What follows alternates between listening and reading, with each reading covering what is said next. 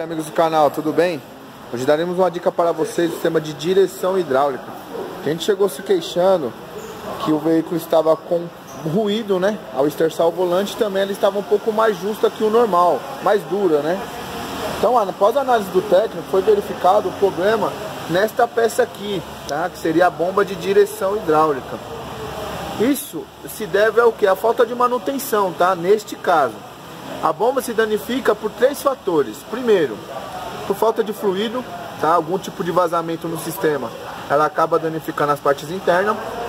Segundo, falta de viscosidade no óleo. O óleo com o tempo ele perde a viscosidade. E com isso, a bomba trabalha com um atrito maior. E por último, é o desgaste natural da peça, com o tempo de vida útil, né? Então, pessoal, se você tem um problema no sistema de direção hidráulica, está procurando uma oficina especializada para fazer orçamento, traga seu veículo para a loja, venha fazer um orçamento sem compromisso, com peças de qualidade e garantia de fábrica, maiores facilidades no mercado, no pagamento.